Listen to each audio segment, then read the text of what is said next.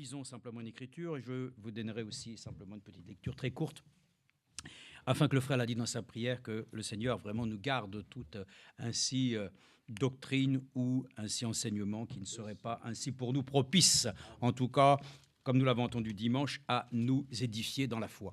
Nous n'avons pas besoin d'entendre vraiment tout ce qui est pour nous sujet, je dirais, simplement même pour nous, ça ne nous intéresse pas, quoi. Nous avons besoin d'être intéressés par les choses que Dieu nous donne, et c'est dans sa parole que nous trouvons la bénédiction. Dans ce monde, nous ne trouvons toujours que des insatisfactions. Nous entendons toute l'actualité, nous entendons des choses que nous ne pensions pas peut-être entendre. Mais écoutez, on n'est pas au bout peut-être de nos peines certainement dans ce domaine, mais ce qui est important, c'est que nous ne sommes pas surpris de ce que Dieu nous dit dans sa parole.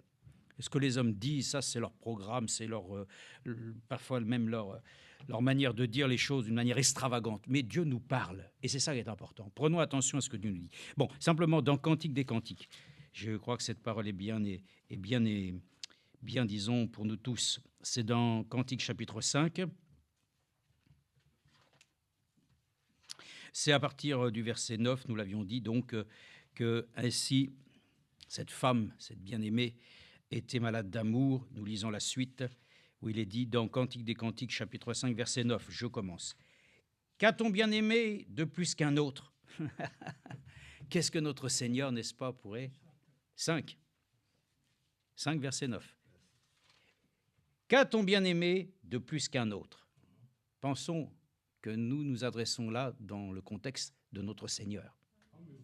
Il n'y a rien de plus beau que lui, n'est-ce pas? Qu'a-t-on bien aimé de plus qu'un autre pour que tu nous conjures ainsi? Mais il a tout. La plénitude divine a habité corporellement dans notre Seigneur. C'est lui que nous aimons, que nous recherchons ce soir. C'est à lui que nous sommes attachés. Mon bien-aimé est blanc et vermeil. Il se signale entre 10 000. Sa tête est de l'or pur. Ses boucles sont flottantes, noires comme le corbeau. Ses yeux sont comme des colombes, près des courants d'eau, se baignant dans le lait, reposant au sein de l'abondance. Ses joues sont comme un parterre d'aromates, des tours parfumées. Ses lèvres sont des lys, d'où découle la myrrhe répandue. Ses mains sont des anneaux d'or, garnis de chrysolites. Son corps est de l'ivoire poli couvert de saphir. Ses jambes sont des colonnes de marbre blanc, posées sur des bases d'or pur. Son aspect est comme le Liban. Il se distingue comme les cèdres. Son palais n'est que douceur et toute sa personne est désirable. Tel est mon bien-aimé, tel est mon compagnon, fils de Jérusalem. Amen. Amen. Pour nous asseoir, que le Seigneur ajoute sa bénédiction à cette lecture. Voilà, nous sommes vraiment malades d'amour de notre Dieu. Et ce Dieu est merveilleux, il est là. Et tout ce que nous avons lu ici, bien sûr, sont des choses que nous pouvons totalement découvrir si nous avons une vie vraiment consacrée à Dieu et une vie intime avec lui. Nous découvrirons ce que ces choses veulent dire et nous les découvrirons comme étant celui qui est pour nous tous la chose la plus précieuse qui puisse exister sur cette terre. Je voulais simplement vous lire quelque chose ici au sujet justement peut-être de certaines personnes qui ont pu, avec le temps, penser que nos réunions de ce soir ne devraient pas avoir lieu dans le contexte que nous vivons, mais nous pensons que nous vivons dans le contexte qui est juste, tout en écoutant précieusement tout ce que Dieu a à nous dire, et nous l'ordonnons parfaitement et nous l'assimilons de telle manière que nous le faisons ainsi dans, je dirais, l'ensemble de tout ce que nous faisons est harmonieux. Voilà. Donc, simplement parce que Frère Franck avait dit qu'une chose, et il l'avait précisé d'ailleurs le dimanche 30 janvier 2022, c'est un sermon mensuel de Zurich qui avait été retransmis à Krefeld, et Frère Franck intervient sur une chose parce que vous savez, il a dit cette chose de telle manière que beaucoup après en font bien entendu des absolus. Alors, il est dit simplement « Merci de tout cœur pour la merveilleuse parole d'introduction que le frère Killer a lue, une parole unique en son genre. On pourrait s'attarder sur chaque verset et en parler. Nous y reviendrons ainsi plus tard. » Mais il dit simplement ici, c'est un peu plus loin, je ne voudrais pas tout lire, qu'il disait, voilà, c'est simplement pour nous montrer qu'à l'époque, donc en 2022, il dit... Voilà, avant de revenir à ces précieux versets de 1 Jean 5, permettez-moi d'apporter quelques éclaircissements. J'ai dit que frère Branham avait fait sa part, que j'avais fait ma part, et que tous les frères dans toutes les langues du monde avaient fait leur part. Et il s'en est suivi le malentendu, disant que tout est maintenant terminé. Non, frères et sœurs, bien-aimés, ce n'est qu'au retour du Seigneur que tout ce qui concerne l'Église sera achevé. Et jusqu'à ce moment-là, nous proclamerons la précieuse parole révélée et sainte. Je voulais simplement dire par là que je ne peux plus faire des voyages missionnaires à cause de la situation générale. Et l'âge m'a aussi rattrapé. Vous pouvez tous le voir, je suis devenu vieux et faible. Mais je suis un homme en santé grâce au Seigneur. Quand on atteint l'âge de 81 ans, de 89 ans, il ne tarde plus qu'un pas à franchir pour arriver à 90. Et je jette un regard en arrière pour toutes ces années durant lesquelles le Seigneur a guidé, conduit, dirigé et donné ses instructions. Et aujourd'hui, je voudrais aussi revenir brièvement sur le ministère de Frère Branham, ainsi de suite. Et il dira ainsi, nous devons prêcher la parole jusqu'au bout. Dieu ayant établi les uns et ainsi de suite. Voilà, bon, gloire à Dieu. Donc, ce qui fait que pour beaucoup, n'est-ce pas, nous devons voir que le frère a rectifié en disant non, que ceux qui ont compris que tout est terminé, il faut simplement nous en tenir à écouter ce qui a été prêché, n'est pas ainsi pour nous, donc, la directive de l'esprit. Donc, nous continuons ainsi à marcher dans cette pensée que nous devons continuer, que les églises locales prêchent toujours le message et la parole de Dieu tel qu'il nous l'a été donné, et c'est de notre devoir. Bon, ensuite, il est dit ici, c'est quelque chose sur lequel je voudrais vous le dire ici, justement, c'est dans le mariage problème ancien, c'est lié directement à ça, parce qu'il y a beaucoup de problèmes. Donc j'ai eu effectivement un frère qui m'a confirmé que certaines personnes, notamment de pays de l'Est de la Roumanie, ainsi ont donc ainsi quelques soucis, quelques problèmes avec ceci, et donc établissent donc certaines règles, voilà, dont nous devons, je dirais, combattre par la foi, voilà, afin de ne pas nous laisser ainsi donc dériver de notre position. Et il dit ça, c'était dans le mariage problème ancien, à la page 18, en ce qui concerne les ministères de la parole, puisqu'il a dit les ministères doivent continuer. En ce qui concerne les ministères de la parole, ils ont été réellement confiés aux frères pour l'édification de l'Église. 1 Corinthiens 12, 28 et Éphésiens 4, 11 et autres. Paul commande aux femmes qui s'apprêtent à exercer les dons, à prier ou à prophétiser, choses dans lesquelles l'inspiration est en jeu et doit être à cause de cela éprouvée, puisque c'est précisément là le moment propice pour le diable de s'emparer d'elle. De voiler leur tête et de ne pas relever le nez, car l'orgueil spirituel précède la chute du croyant. Les longs cheveux leur servent de couverture dans les réunions particulières de prière où elles exercent les dons. Mais ceci sert aussi de signe, celui que dans la pratique, elles sont complètement soumises et intégrées à l'ordre biblique dans l'Église, cela à cause des anges qui sont établis par le Seigneur comme messagers de Dieu. Bien, donc c'était court, mais pour nous dire que nous avons aussi le devoir, en tant que ministre de la parole, d'être aussi particulièrement vigilants. Vigilants notamment sur ce qui a été toujours depuis le début. La femme, c'est la chose la plus merveilleuse pour nous, mais c'est la chose la plus fragile que le diable aime utiliser, pour toujours utiliser, surtout dans la manifestation des dons. Je ne veux pas revenir sur l'histoire, mais vous savez tous comment ça s'est passé, même à Krefeld.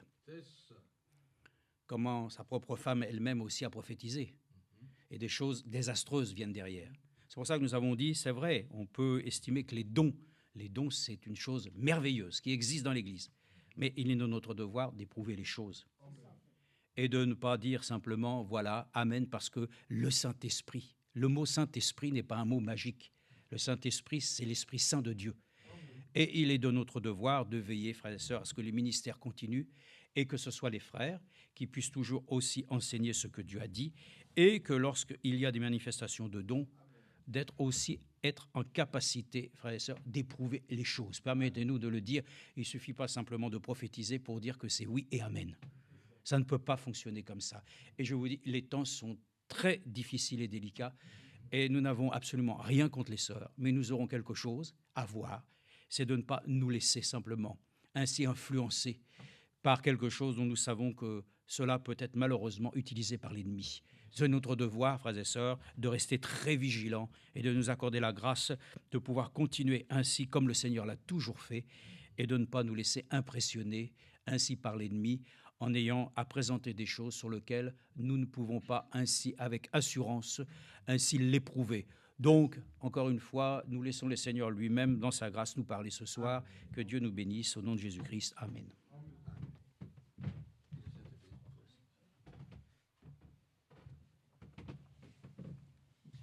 Que le grand Dieu au ciel nous bénisse. Amen. Puissamment. Nous sommes encore ce matin dans la joie de pouvoir passer quelques temps avec lui. Amen. Dans Cantique des Cantiques, parce que je voulais ici dans Cantique des Cantiques, au chapitre 5, il s'agit des amis justement de cette bien-aimée qui lui pose une question, voire des questions. Alors, ses amies filles lui disent, dis-nous la belle. Vous voyez comment elle appelle, hein? Dis-nous la belle. Qu'a-t-il de plus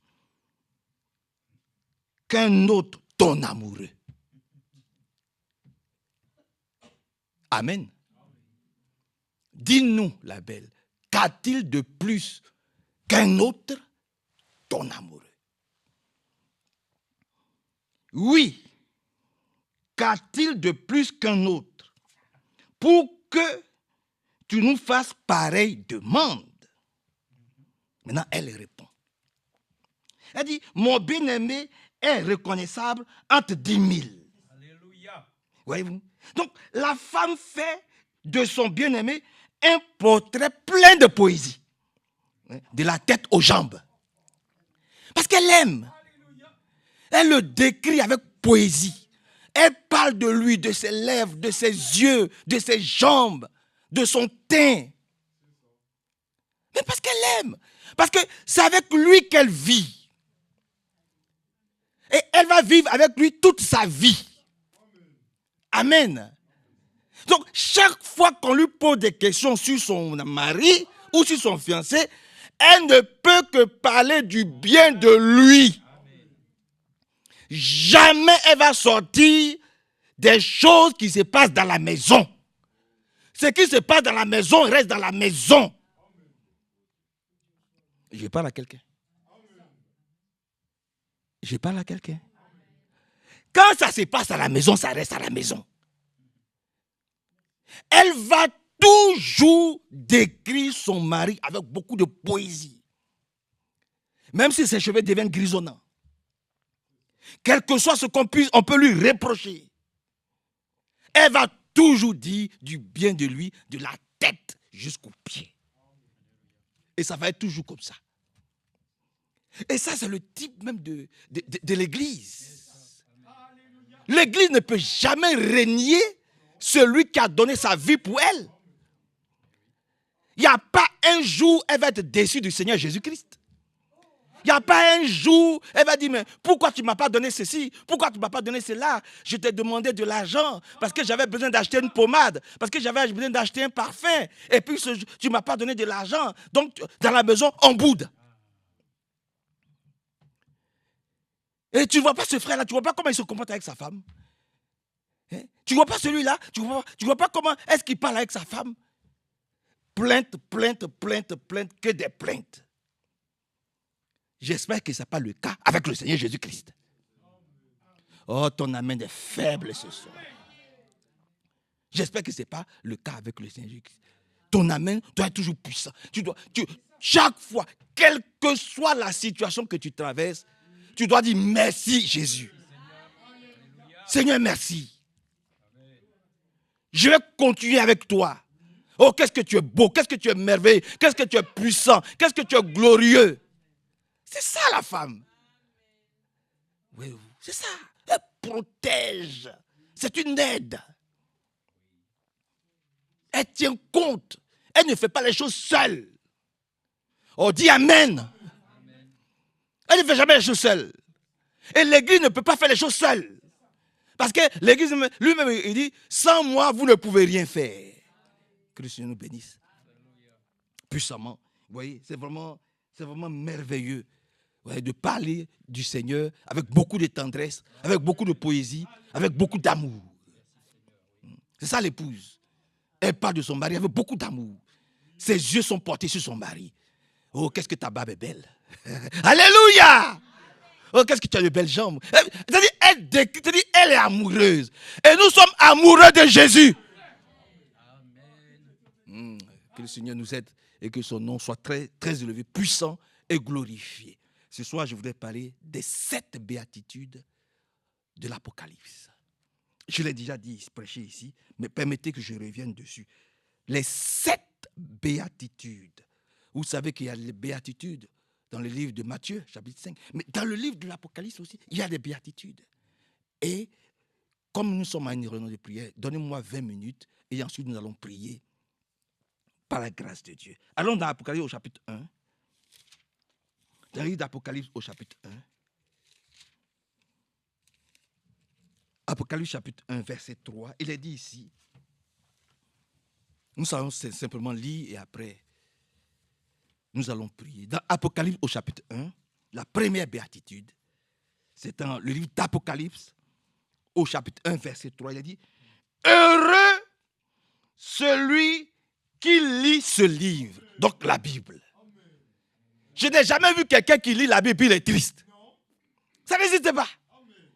Moi, je connais des frères, quelquefois, ils disent, il y a des versets bibliques qui leur font peur. Moi, tous les versets bibliques, je les aime. Il n'y a aucun verset biblique qui me fait peur. Tu ne peux avoir peur que lorsque toi-même tu sais que ta vie n'est pas en ordre. Mais lorsque ta vie est en ordre, du premier verset de Genèse jusqu'au dernier verset d'Apocalypse chapitre 22, tout est bon, tout est très bon. Et tout a été écrit pour notre vie. Donc il est dit ici, heureux celui qui lit ce livre. Alors, celui qui est tout le temps sur Facebook. Qui est tout le temps sur les réseaux sociaux pour savoir comment ça se passe. Qui a dit quoi, qui a fait quoi, qui est allé où, qui est allé. Ça, c'est une grosse perte de temps. Les réseaux sociaux ne te nourrissent pas. Oh, dis amen. Dis, je suis d'accord avec ça, et avec un grand amen. Les réseaux sociaux ne te nourrissent pas. Aucun réseau social ne peut te faire croître spirituellement. Ce qui te fait croître, c'est quand tu lis ce livre, la Bible. C'est là que nous sommes tous heureux. Il a dit ensuite, heureux ceux qui écoutent ce message prophétique et prennent au sérieux ce qui est écrit ici. Je dis amen. Parce que nous allons toujours prendre la parole de Dieu au sérieux. Tu es d'accord avec ça? Moi, je suis d'accord aussi avec toi. C'est-à-dire que ce que Dieu a dit là, c'est la chose la plus puissante, la plus grande. C'est l'autorité suprême à laquelle je dois prêter attention. C'est ce que Dieu a dit. Amen. Parce que les autres choses sont secondaires. Qu'est-ce que Dieu va dire qui va être comparable à ce qu'un homme a dit? Rien. Rien. Oui. Donc nous devons prendre au sérieux la parole de Dieu. Ce qui est écrit ici. Car le moment fixé pour que tous ces événements arrivent est proche. Vous êtes d'accord avec cela? Nous le voyons sous nos yeux que l'enlèvement est proche. Et si je peux ajouter un mot par la grâce de Dieu, parce qu'on ne doit rien ajouter, rien retrancher, ne ratons pas l'enlèvement. Comme nous le conseille le prophète, notre frère Branham, ne ratons pas l'enlèvement. Parce que vous voyez que déjà même c'est le chaos. Bon, imaginez-vous, après l'enlèvement, la catastrophe. Oui, que le Seigneur vraiment vienne au secours de ses enfants au nom de Jésus. La deuxième béatitude du livre de l'Apocalypse, c'est dans Apocalypse chapitre 14. Apocalypse chapitre 14, vous le connaissez vous-même. Apocalypse 14, à partir du verset 13. Permettez que j'aille un peu rapidement, parce que je ne vais pas vous prendre beaucoup de temps. Apocalypse 14, verset 13, il a dit, « Puis j'entendis une voix venant du ciel dire, écris ceci, heureux ceux qui dès maintenant meurt au service du Seigneur. Dis Amen. Parce que nous sommes morts en Christ. Est-ce que tu es d'accord avec cela? C'est ça la signification de ton baptême. Oh, dis Amen. C'est-à-dire, tu acceptes de mourir. Donc, d'enterrer ton ancienne vie. Maintenant, toi et moi, regardons-nous en face. Est-ce que notre ancienne vie a été enterrée? C'est de ça qu'il s'agit. Mais les gens disent, moi, je ne suis pas heureux. Moi, je ne suis pas heureuse. Oh, fais-moi laisser raconter. Tu racontes ta vie. Oh, je lis ma Bible matin, midi, soir. Mais je ne sens pas cette joie d'être. Mais c'est normal. Ton ancienne vie n'est pas enterrée. Oh, je prends de l'âge. Mais comme je veux dire, je ne me marie pas. Mais tu n'as pas encore enterré ton ancienne vie. Comment une nouvelle vie peut renaître si l'ancienne vie n'est pas enterrée? Parce que la semence, là, je prends une graine de blé ou de maïs. Oui, mon frère, c'est ça qu'il s'agit. Je prends la graine de maïs. Si elle veut repousser, là, elle doit d'abord mourir. Elle meurt et puis on l'enterre. Dis Amen. Donne-moi ton meilleur Amen. On l'enterre. Il faut qu'elle meure. Et puis on l'enterre. Maintenant, de cette mort-là, ressurgit une tige. Une vie nouvelle. D'une petite graine. Tu vois que ça pousse, ça grandit. Après, elle germe. Elle porte beaucoup de fruits. Toi-même, tu es obligé de te poser des questions. Mais c'est vrai. Je dis, mais comment d'une graine de maïs, tu as plusieurs épis qui poussent? Mais si toi et moi, on veut croître, mais il faut mourir. Il faut enterrer son ancienne vie. Il faut que tu meurs en Jésus-Christ. Il faut que je meure en Jésus-Christ. Et lui-même va me faire revivre, revenir à la vie. Et ainsi, je porterai beaucoup de fruits. Et parmi ces fruits-là, il y a la joie, il y a la paix, il y a le bonheur. Tu es d'accord avec cela? Que Dieu nous aide. Que Dieu vienne à notre secours. Donc, tu acceptes de mourir à ton ancienne vie. Si tu n'es pas mort, si je ne suis pas mort à mon ancienne vie, il n'y a pas de vie nouvelle.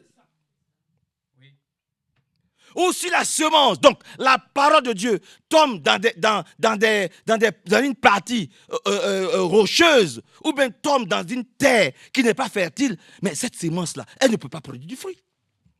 Or, pour que toi et moi, nous puissions être joyeux, heureux, il faut que la semence, donc la parole de Dieu, puisse trouver sa place dans notre cœur. Mais dis Amen. C'est pour ça que quand tu es assise là, quand je suis assis là, tu pries. Pour dire, lorsque Hervé se tient là, lorsque frère Manassé se tient là, Seigneur, permets-moi de manger. Permets-moi de recevoir quelque chose. Il ne faut pas que je me sente, le frère prêche, mais je ne reçois rien. Mais tu es venu ici pourquoi alors? Tu es venu ici pourquoi? Si c'est juste pour t'asseoir là, et puis tu ne ressens rien, tu ne reçois rien, tu ne manges pas. C'est le diable. Hein? Ce n'est pas la faute des frères Manassé. Hein? C'est le diable qui ferme ton cœur. Donc quand tu es là, tu dois prier. Pour dire, Seigneur, permets-moi de manger. Pour que cette sémence qui tombe dans mon cœur là, puisse produire beaucoup de fruits. Comme je vous ai pris la graine du maïs là, quand elle tombe, après, c'est un épi qui sort. Et l'épi germe et donne beaucoup d'épis de maïs. Sur une seule branche, une seule tige. Vous êtes d'accord avec cela? Mais que Dieu vous bénisse. Que Dieu nous aide, nous tous. Donc, pour être joyeux, joyeuse, toi et moi, nous devons accepter Jésus-Christ comme notre Seigneur, notre Sauveur personnel. Et nous devons accepter sa parole. Toute sa parole. Il a dit, puis j'entendis une voix me dit du ciel, écris ceci, heureux ceux qui dès maintenant meurent au service du Seigneur. Oui, heureux sont-ils, déclare le Saint-Esprit. Ils pourront se reposer de leurs durs efforts, car le bien qu'ils ont fait les accompagne. Amen. Ah oui. Amen. Beaucoup disent, je suis chrétien, donc je vais prier et puis tout va tomber du ciel. Non. Abraham a travaillé pour obtenir tout ce qu'il a obtenu. Isaac a travaillé. Jacob a travaillé. Vous savez comment est-ce qu'il a eu, comment il s'appelle, sa femme Rachel et la première, c'est Rebecca. Il a travaillé chez Léa, chez son beau-père. Vous savez comment il a travaillé. Et il y a des chrétiens qui ne veulent pas travailler. Ils n'aiment pas prier. Vous comprenez? Vous êtes avec moi? Ils n'aiment pas prier. Voilà. Mais ils veulent que Dieu leur donne des grandes choses. Ça doit venir tout seul. Comme j'ai pris mon baptême, j'ai une assemblée locale ici, au Rocher. Donc, tout doit venir tout seul. Non, tu dois travailler. Comment? Tu dois aimer la prière. Tu dois aimer la prière. Tu dois aimer parler avec Dieu. Mais il y en a qui détestent Dieu. Ils détestent. Bon, on vient de voir. On a lu Cantique d'un Cantique. Ah oui. Elle dit, mon mari là, placez 10 000 autres hommes. Ces 10 000 autres hommes là, elles ne le valent pas. Quel amour. Amen. J'espère que nous, quand on a des épreuves, des difficultés, on ne laisse pas Jésus, notre fiancé, pour aller trouver d'autres solutions ailleurs. C'est vrai. Frère Manassé ne peut pas régler vos problèmes. Frère Hervé ne peut pas régler vos problèmes. Allez vers votre fiancé. Il s'appelle Jésus-Christ, le Seigneur. Alléluia. J'espère qu'on ne l'abandonne pas pour prendre d'autres voies. Parce qu'elle, ce n'est pas son cas. Vous avez vu ce qu'elle a dit? Oh, que Dieu nous aide. Et que son beau nom soit loué, célébré et exalté. Vous voulez qu'on avance un peu? Sinon, on ne va pas quitter ici. C'est dans Apocalypse chapitre 16, verset 15.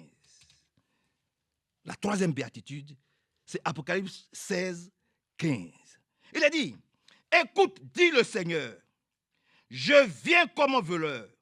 Heureux celui qui reste éveillé et garde ses vêtements pour ne pas aller nu et n'avoir pas la honte d'être vu ainsi. Il dit, quand je vais venir là, je vais venir comme un voleur. Faut pas, je vais te trouver en train de commettre adultère. Faut pas, je vais te trouver en train de faire l'impudicité. Faut pas, je vais te trouver en train de mentir, de voler, de tromper, de faire des faux témoignages dans le dos de ton frère et de ta soeur. Seigneur, pitié de nous. Amen. Avant qu'ils viennent là, nos vies doivent être en ordre. Voilà pourquoi. Oh, moi je suis triste. Mais tu n'as pas le droit d'être triste. Si ta vie est en ordre, tu ne peux pas être triste. C'est vrai, frère. Si nos vies sont en ordre, là, on ne peut pas être triste. Il y a un qui a dit, soyez toujours joyeux. Alléluia. Il sait ce qu'il dit. Mais il n'y a pas quelqu'un qui a été aussi persécuté, frappé, battu, humilié que lui. Mais il était toujours joyeux. Il sait en qui il a cru. Et il dit, celui qui a commencé cette œuvre en moi là, je sais que celui-là, le Seigneur, il va l'achever. Et que Dieu soit loué. Que Dieu soit glorifié. Donc, puis j'entendis une voix du ciel écrit ceci. Heureux ceux qui dès maintenant meurent au service. Non, je reviens 15. Écoute, dit le Seigneur, je viens comme un voleur. Heureux celui qui reste éveillé et garde ses vêtements. Ces vêtements, on sait de quoi nous devons être vêtus. Il y a les armes du combattant. Alléluia. Je ne vais pas les citer ici. Vous les connaissez. Vous les connaissez. Vous connaissez toutes les vertus. Le chrétien, il est vêtu, il a les armes. Aux pieds, ce qu'il doit porter, à la ceinture de vérité. Vous savez tout ça. Dieu les donne. C'est-à-dire, ça n'a pas été cité comme ça. Non. Voilà. Ça n'a pas été cité comme ça. Tous ces vertus, ces vêtements, quand il va te regarder, puis il va voir ces vêtements, il va dire, ah, celui-là vraiment, il m'appartient. vous pensez qu'on va rentrer avec une ceinture de mensonges. Donc, Seigneur, c'est encore le temps de venir à notre secours. Au nom de Jésus-Christ. Surtout, de nettoyer nos pensées. Parce que le diable nous attaque beaucoup par la pensée. Il faut que le Seigneur nettoie, désintoxique nos pensées. Au nom de Jésus-Christ. Pour que nous ayons des pensées pures. Des pensées chrétiennes. Allons rapidement. 4e. Tenez-moi quelque temps. 4e, c'est Apocalypse 19, verset 9. Apocalypse 19, verset 9. L'ange me dit, écrit, heureux ceux qui ont été invités au repas des noces de l'agneau. Alléluia. Amen. Tu n'es pas contente? Tu n'es pas content? Attendez. Mais levez vos têtes. Vous n'êtes pas content? On dit. Mais nous attendons quoi? C'est ça que nous attendons. Demandez à une sœur. Si, quand les jours approchent pour son mariage, demandez si elle n'est pas contente. C'est l'un des plus beaux jours de sa vie. Même le frère, c'est l'un des plus beaux. Mais il a combattu. Vous pensez que Jésus-Christ n'a pas combattu? Jésus-Christ a combattu pour l'Église. Il a combattu jusqu'à donner sa propre vie. Pour toi et pour moi. Oh, ton plus beau Amen. Voilà. C'est comme nous aussi dans la chair, on s'est battu. Quelquefois, j'étais dehors, sous la pluie. J'attendais Sarah. Je l'attendais. J'ai tourné, j'ai craché. Ouais, c'était dur. Des années. Son papa ne voulait pas. En plus, il était musulman. Donc, vous vous imaginez, c'était pas facile. Il pleut, je suis là. Il fait soleil, je suis là. J'attends. Des heures. Parce que je vais voir celle que j'aime. Et ça dure depuis 38 ans. Mais Jésus-Christ a fait plus que ça. Il a donné sa vie pour son épouse. Vous voyez? C'est comme ça que nous devons aimer, comme il nous a aimés. Oh, que Dieu nous aide. Oui. Que son beau nom soit très élevé. Donc, il dit, heureux ceux qui ont été invités au repas des noces de l'agneau. Et il ajouta, ce sont là les paroles véritables de Dieu. Donc, nous sommes aussi heureux d'être appelés au repas des noces. De prendre part au repas du Seigneur. Vous voyez? C'est pour ça que nous l'aimons. C'est pour ça que le livre des Cantiques est merveilleux. C'est ça que nous l'aimons. Et ça, vraiment, je prie vraiment que toutes les sœurs puissent s'adapter à ça. Ne parlez jamais mal de vos maris. Qui qu'il soit. Oh, dites Amen. Parce que nous ne pouvons jamais parler mal du Seigneur. Vous voyez? Que Dieu ajoute sa bénédiction à sa parole. Donc, nous attendons vraiment avec joie le repas des noces. Voyez-vous? Et nous sommes vraiment très heureux de pouvoir prendre part à cela. Quand nous allons rapidement dans Apocalypse au chapitre 20, si on prend le verset 6, Apocalypse chapitre 20, verset 6, il a dit, heureux ceux qui ont part à la première résurrection. Alléluia. Oh, c'est merveilleux. Oui. Heureux ceux qui ont part à la première résurrection. Ils appartiennent à Dieu et la seconde mort n'a plus de pouvoir sur eux. Dis Amen à cela. Parce que ça nous concerne, nous, directement. C'est pour ça qu'il est venu. On dit, nous sommes heureux. Parce que la mort n'aura plus de pouvoir sur nous. C'est pour ça qu'un a pu dire, oh mort, où est ton pouvoir? Où est ton aiguillon? Où est ta puissance? Tu as été pour toujours vaincu. Parce qu'il sait que la mort n'aura plus de pouvoir sur lui, ni sur toi, ma fille Rebecca. C'est pour ça que toi et moi, on doit se réjouir.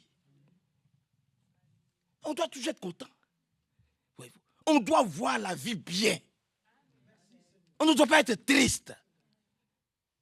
Que Dieu nous aide. Que le Seigneur nous aide. Heureux ceux qui n'ont pas à cette première résurrection, ils appartiennent à Dieu. Et la seconde mort n'a pas de pouvoir sur eux. Ils seront sacrificateurs de Dieu et du Christ. Et ils régneront avec le Christ pendant 1000 ans. Pendant 1000 ans, là, la mort n'aura plus de pouvoir. La seconde mort n'a pas le pouvoir sur nous. Nous allons régner 1000 ans avec lui. Permettez que je n'entre pas dans les détails. Parce que nous connaissons déjà toutes ces choses au nom de Jésus. Et dans Apocalypse chapitre 22, à partir du verset 7, Apocalypse chapitre 22, verset 7, il a dit, Apocalypse 22, verset 7, la 6e béatitude, il dit, écoute, dit le Seigneur Jésus, je viens bientôt.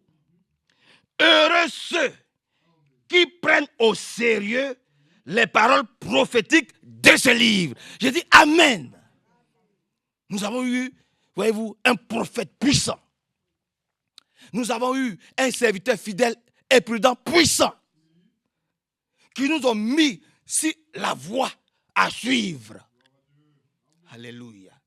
Jésus-Christ a dit à ses frères, aux pharisiens et autres, si vous ne savez pas que je suis, vous mourrez dans vos péchés. Jean chapitre 8, à partir du verset 13 au verset 26.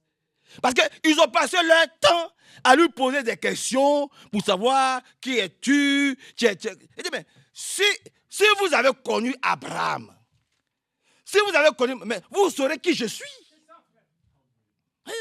Ils disent, nous sommes enfants d'Abraham. Il dit, mais si votre père Abraham, là, vous l'aurez connu là, vous saurez qui je suis. Parce qu'Abraham ne faisait que parler de moi. Moïse ne faisait parler que de moi. Oui. Donc, si réellement ils ont connu frère Branham, si réellement ils ont connu frère Franck, ils auraient su qui est réellement le Seigneur Jésus-Christ là. Parce que nous parlons du Seigneur Jésus-Christ. Et c'est à lui seul que nous donnons gloire. C'est écrit. Lisez, frère. Ils disent, nous sommes les enfants d'Abraham. Donc, nous tenons à ce qu'Abraham a dit. Comme aujourd'hui, nous sommes les enfants de frère Edouard Franck et nous tenons à ce que frère Franck a dit. Ceux qui ne suivent pas frère Franck en direct, ils sont perdus. Nous disons non. Nous disons non. Ce n'est que la répétita de ce qui a été écrit. Il dit, toi là, qui es-tu? Tu rends gloire à toi-même. Tu t'élèves toi-même. Tu dis voilà, toi tu peux guérir, tu peux. Qui es-tu? Il dit, mais si vous avez. Lisez vos livres. C'est dans votre Ancien Testament qu'on parle de moi. Il dit non. Non, pas, nous on ne te connaît pas dans l'Ancien Testament. Nous c'est Abraham que nous connaissons. C'est lui notre père. Il dit, mais si vous connaissez Abraham là, mais vous saurez qu'Abraham il parle de moi. Si vous connaissez Edouard Franck, mais Edouard Franck parle de Jésus. Edouard Franck dit toujours allez vers Jésus. Mais vous voulez ramener les choses à Edouard Franck. On dit non. Comme les Juifs aussi ramenaient tout à Abraham. Ils ramenaient tout à Moïse. On dit non. Jésus lui a dit non. Vous n'avez rien compris. C'est de moi qu'Abraham parlait. Donc venez vers moi. C'est de moi que Moïse parlait. Donc venez vers moi. Et c'est ce que nous avons compris dans notre génération. Nous n'allons pas vers Franck. Nous n'allons pas vers Branham. Nous allons à Jésus-Christ, notre époux. C'est lui qui nous rend heureux. C'est pour ça que nous sommes heureux. Ce n'est pas frère Franck qui va nous épouser. Ce n'est pas Branham qui va nous épouser. C'est Jésus qui va nous épouser. Donc permettez que nous puissions nous adresser directement à notre époux. Pourquoi vous voulez nous ramener forcément à frère Franck, qui est un frère que nous aimons. Et nous reconnaissons son ministère. Puisque nous l'écoutons. Nous l'écoutons. Et nous savons que tout ce qui sort de sa bouche vient de Dieu. Nous savons que tout ce qui est sorti de la bouche du prophète vient de Dieu. Nous l'acceptons. Vous comprenez, frère? Vous êtes avec moi. Quelqu'un comprend? Alors que Dieu vous bénisse. Que Dieu vous bénisse puissamment. Écoute, dit Jésus, je viens maintenant. Heureux ceux qui prennent au sérieux les paroles prophétiques de ce livre. Je dis Amen. Je prends ça au sérieux. même très au sérieux. Parce que cela dépend de toute mon existence, maintenant et dans le futur. Voir mon existence céleste. Si je prends soin de ce que nous sommes, si nous prenons soin de ce que nous faisons ici, c'est ça qui va nous permettre d'entrer dans l'au-delà, dans la présence de Dieu. Oui, que son nom soit loué. Et le dernier, l'Apocalypse, la dernière béatitude, si vous le permettez, c'est toujours dans Apocalypse chapitre 22, à partir du verset 14, qui nous dit « Heureux ceux qui lavent leurs vêtements et qui ont ainsi le droit de manger les fruits de l'arbre de la vie et d'entrer par les portes de la ville. » Alléluia. Jérôme, lis ta version. À haute voix.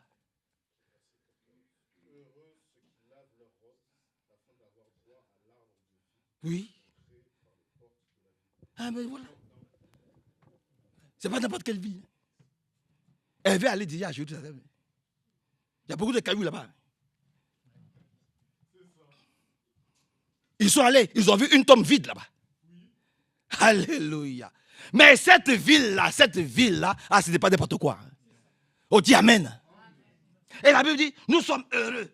Nous dont les vêtements ont été lavés. De toute souillure, de toute impureté, de toute injustice, de tout péché, de tout ce qui est contraire à lui, sa volonté. Alléluia. Ceux qui sont mariés là, c'est vraiment un frère Christ.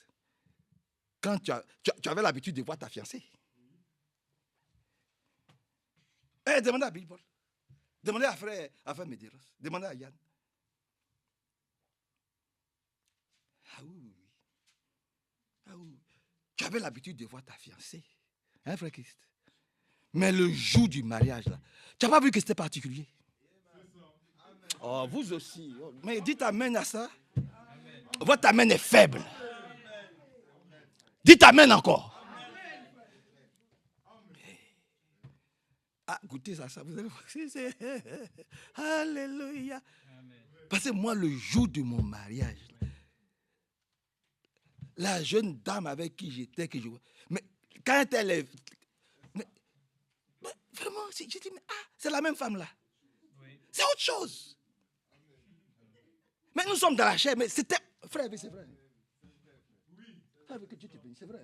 Amen. C'est vrai. Amen. Je la regarde comme ça, je dis, hé, moi un petit comme moi, c'est moi qui vais épouser. Je dis, mais un petit comme moi. C'est vrai, ton mari, il dit ça aussi. Il dit, un petit, c'est moi. Je me regarde, je dis, c'est moi qui ai ça. Elle était trop belle. Amen. Alléluia. Amen. Elle était trop belle. Voyez-vous, elle était trop belle. Et je sais que tous mes frères qui sont là, c'est pareil. C'est un jour particulier. Amen. Ne ratons pas l'enlèvement. Parce que ça va être un jour particulier. Voyez-vous, on ne va pas être comme on est là. Il va nous laver, il va nous nettoyer, il va nous purifier, il va nous sanctifier, il va nous vivifier, il va nous régénérer, il va nous restaurer. On ne va même pas se reconnaître.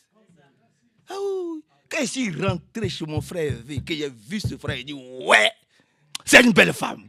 Billy Paul a gagné. Alléluia! Gloire à Dieu! Ah oui. J'ai dit, oui. C'est pas n'importe quoi. Oh, que Dieu nous aide. Que Dieu nous bénisse puissamment. Amen. Alors, imaginez-vous ce qui va se passer avec le Seigneur au ciel. Imaginez-vous. Prenons la parole de Dieu au sérieux. Aimons le Seigneur avec le plus grand sérieux. Vous allez voir comment il va transformer nos vies. Et comment les bénédictions vont couler d'elles-mêmes. Les guérisons, la sanctification. La paix, la joie. Il fera en sorte que nous ne manquions de rien. Par la grâce de Dieu. Au nom de Jésus-Christ. Amen.